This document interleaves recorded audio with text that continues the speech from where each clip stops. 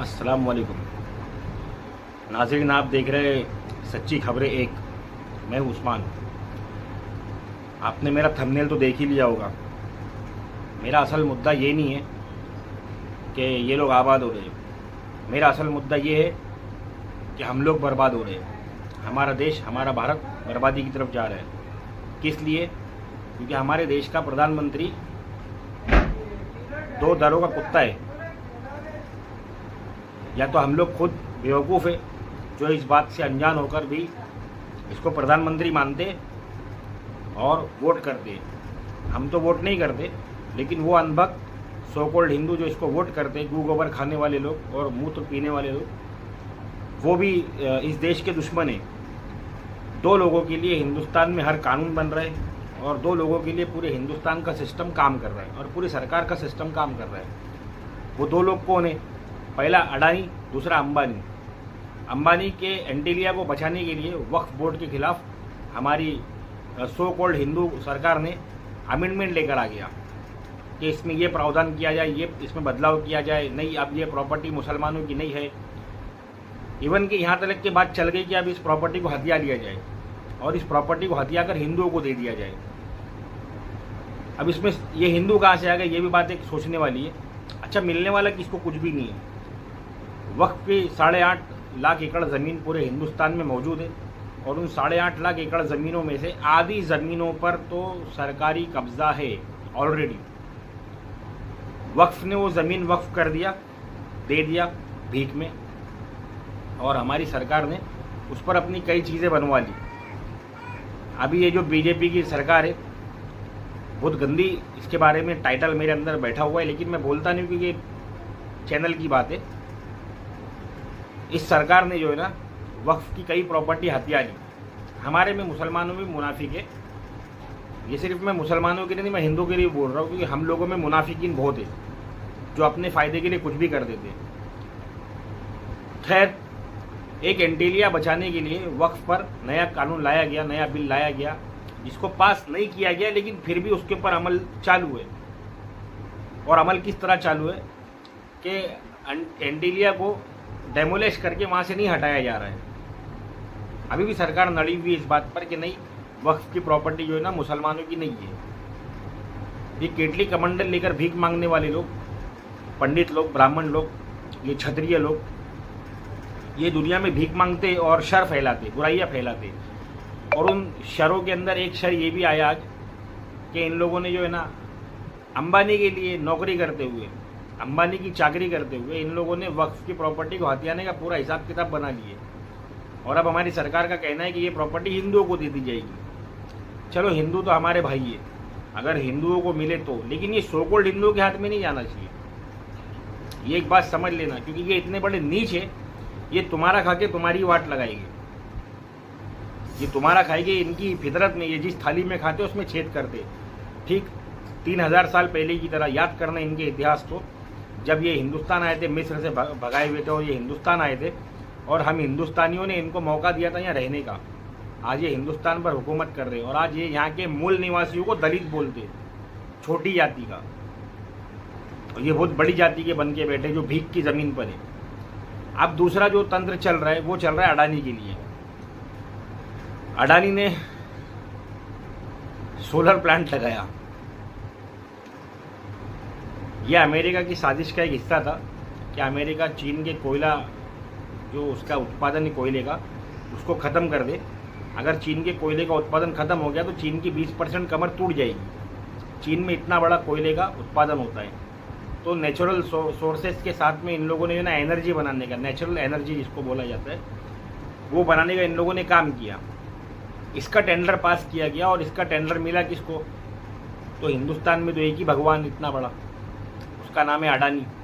अब एक मंदिर, 2 मंदिर और बनने के बाकी, अंबानी और अडानी का, तो उसमें से जो सबसे बड़े भगवान है उनके नाम का ये टेंडर पास हुआ।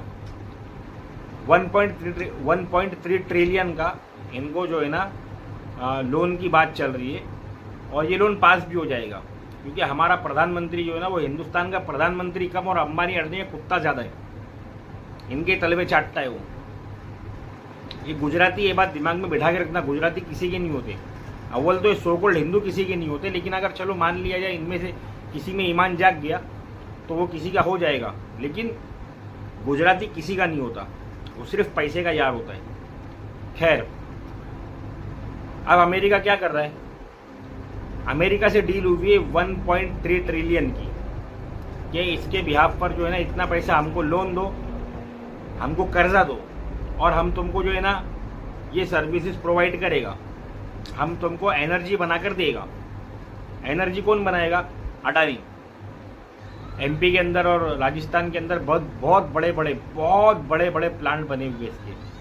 जैसे ही एग्रीमेंट पास हो जाएगा ना तो वो प्लांट चालू हो जाएगी। धूप हमारे देश की, गर्मी हमारे देश की, ज़मीन हमारे देश की, और ये लोग ये एनर्जी हिंदुस्तान को नहीं देंगे। हम लोग लाइट के और हम लोग बिजली के अंधेरे में ऐसे रहे, उसकी कमी की वजह से हमारे कारोबार ख़त्म हो गए, हमारी ज़िंदगियों में डिस्टर्बेंस आ गया है बहुत बड़ा, क्योंकि बिजली ज़िंदगी की बहुत अहम ज़रूरत में से एक ज़रूरत बन चुकी है। ये बिजली बेचेगी किसको? ये बिजली बेचेगी अमेरिका को, फ्रांस को, यूरोप को, क्योंकि वो इनके बाप है। और किसके बोलने ही बेचेंगे? अडानी के। क्यों? क्योंकि अडानी हमारे प्रधानमंत्री का बाप है। अब ये इसका इस टेंडर का सिस्टम क्या है जिसकी वजह से मेरे को ये न्यूज़ बनानी पड़ी? इस टेंडर का ये सिस्टम है कि इनको जो है ना कुछ सालों के लिए इस पैसे को दिया जाएगा। किस पैसे को? ये जो 1.3 ट्रिलियन का जो कर्जा है ये इनको दिया जाएगा, और ये प्लांट सारी दुनिया में लगेगी, हर उस जगह पर लगेंगे जहाँ की ज़मीन जो है ना हिंदुस्तान की ज़मीन की तरह है, जहाँ धूप तेज आती है, जहाँ की ज़मीन के अंदर सख्ती और नरमी दोनों है, सिर्फ एक नेचर नहीं है। तो अब ये अडानी ने इतने बड़े प्रोजेक्ट लगा तो दिया, पैसा कौन भरेगा इसका?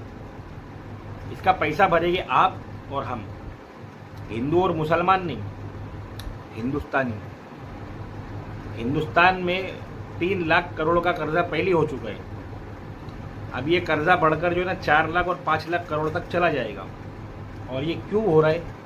ये सिर्फ और सिर्फ अडानी के तलवे चाटने के लिए हो रहा है, ताकि अडानी बढ़े और इनका फाइनेंशियल जो बैकग्राउंड है ये मजबूत हो जाए, और इतना मजबूत हो जाए कि कोई पार्टी इनके खिलाफ जो है ना इलेक्शन लड़ ही ना सके, क्योंकि पैसा नहीं ना, इतना पैसा किसी के पास नहीं है। उस पैसे की बैकिंग बनाने के लिए इन लोगों ने पहले मुसलमानों के साथ विश्वासघात किए, वक्फ बोर्ड को हटाने का काम करके अंबानी के फेवर में। अब ये लोग पूरे देश के हर नागरिक के साथ 125 करोड़ नागरिकों के साथ में इस देश के विश्वासघात कर रहे हैं। आप लोग कब जागोगे? देश को बिक जाने के बाद जागोगे? ये नेचुरल सोर्सेज जो हमारी है, हम अपने घर पे सोलर सिस्टम नहीं लगा सकते, उसके लिए हमको सरकार से परमिशन लेना पड़ेगा, क्योंकि सोलर सिस्टम से एनर्जी पैदा होती है। एनर्जी अगर हम अपनी खुद के प्रोड्यूस करेंगे तो हम अडानी से क्यों लेंगे? तो इसके बाप का धंधा खराब होएगा ना। तो हम पर कानूनी कार्रवाई की जाएगी, और ये हज़ारों एकड़ के अंदर जो है ना ज़मीन के ऊपर सोलर सिस्टम बना के रखा हुआ है, इसने सोलर पैनल लगवा के रखा है, खाली टेंडर पर ओके का साइन मांगता है। जिस दिन ओके का साइन हो जाएगा उस दिन इस सोलर सिस्टम से बिजली को प्रोड्यूस करके यहाँ से बेचा जाएगा किधर? अमेरिका में। और जब तक के ये कॉन्ट्रैक्ट पूरा नहीं होगा उस वक्त तक के इसका जो लोन हम लोग ले रहे, ये लोन सिस्टम से मिल रहा है, जो लोन ले रहे वो हम लोग चुकाएंगे। जैसे हम लोग इनकम टैक्स चुका रहे, जीएसटी चुका रहे, हम लोग सेल टैक्स, परचेस टैक्स और पता नहीं कौन कौन से टैक्स दे रहे ना, ऐसे ही टैक्सेस के अंदर बढ़ोतरी होगी।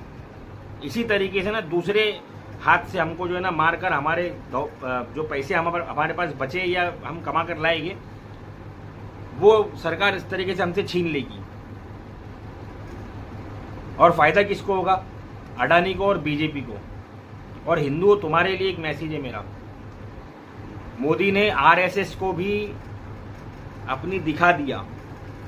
अब उसको जो समझ लो क्या दिखा दिया। आरएसएस ने मोदी को बनाई है। योगी ने देश को बता दिया कि तुम्हारी हमको ज़रूरत नहीं है। बहरेज का दंगा कराकर और संभल के दंगे को ना रुकवा कर और वहाँ निहत्थे मुसलमानों को मरवा कर। थोड़े दिन में तुम्हारा भी नंबर लगने वाला है, इससे बुरा लगेगा, क्योंकि तुमको गुलामी झेलने की आदत है। तुमने पहले मुगलों की गुलामी झेली, फिर अंग्रेज़ों की झेली, अब तुम जो है ना इस देश के काले अंग्रेज़ों की गुलामी झेल रहे हो। तुमको गुलामी झेलने की आदत है।